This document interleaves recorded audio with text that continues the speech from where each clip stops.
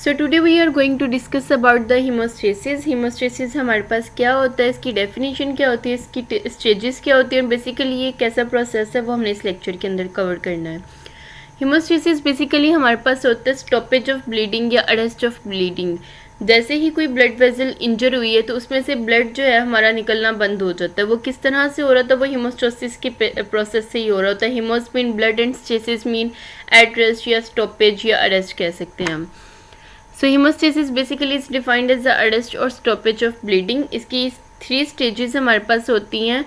जैसे ही कोई blood vessel इंजर होती है तो इंजरी जो है वो अपना सीरीज ऑफ रिएक्शन इनिशिएट कर देती है। ये प्रोसेस हमारे पास होता है हीमोस्टेसिस का प्रोसेस।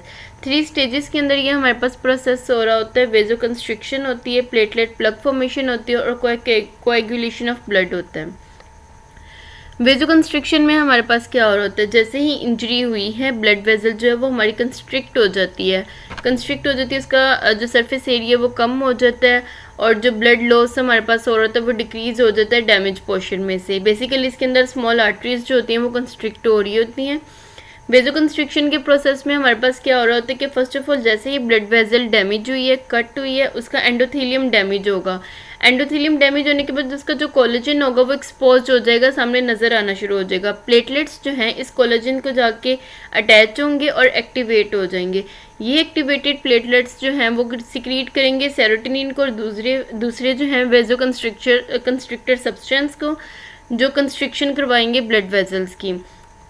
अब ये जो प्लेटलेट्स कोलेजन्स के साथ अडेयर हो रहे होते हैं, जाके चिपक रहे होते हैं या इसको एक्टिवेट कर रहे होते हैं, ये हमारे पास एक्सेलरेट हो रहा होता है वॉन वाइल्ब्रेंट फैक्टर के थ्रू। वॉन वाइल्ब्रेंट फैक्टर होता है जो ट्रिगर करता है प्लेटलेट्स को कि उन्होंने जाके एक्सपोज्ड कोलेजन के ऊपर अडेयर हो जाना है।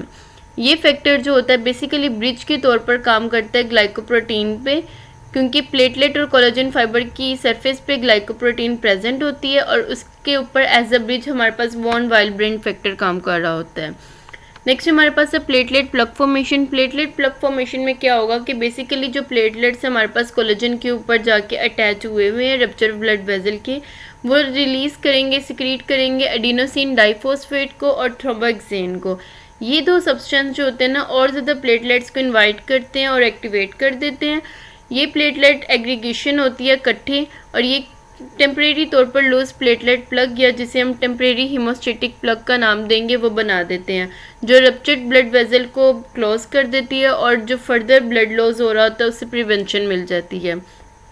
ये जो प्लेटलेट एग्रीगेशन होता है ये हमारे पास एक्सेलरेट हो रहा होता है प्लेटलेट एक्टिवेटिंग फैक्टर के थ्रू। देन हमारे पास लास्ट स्टेप है कोएगुलेशन ऑफ ब्लड। अब इस प्रोसेस में क्या होगा, जो हमारे पास फिब्रिनोजिन होगी वो कन्वर्ट होना स्टार्ट हो जाएगी फिब्रिन में।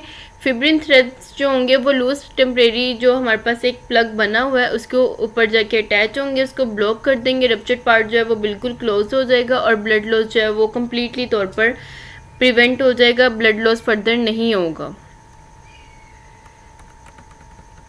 As you see in this diagram, injury हुई है ब्लड वेसल की, एंडोथेलियम जो है वो डैमेज हुई है, कोलेजन जो है वो एक्सपायर हुआ है, उसका कोलेजन एक्सपोज हो गया, वॉन वाइल्ब्रेंट फैक्टर यहाँ पे काम करेगा और प्लेटलेट्स जो हैं वो आके कोलेजन के ऊपर अटैच हो जाएंगे।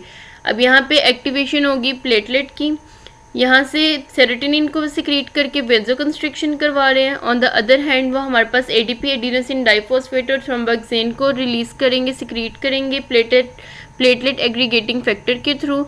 एग्रीगेशन होगी प्लेटलेट्स की और प्लेटलेट प्लग फॉर्मेशन हो जाएगी। ऑन द अदर हैंड हमारे पास फॉर्मेशन होगी प्रोथ्रोम्बिन एक्टिवेटर की, जिसमें फिब्रिनोजिन जो है वो फिब्रिन के अंदर कन्वर्ट होगा और ब्लड क्लॉटिंग हो जाएगी। That's all.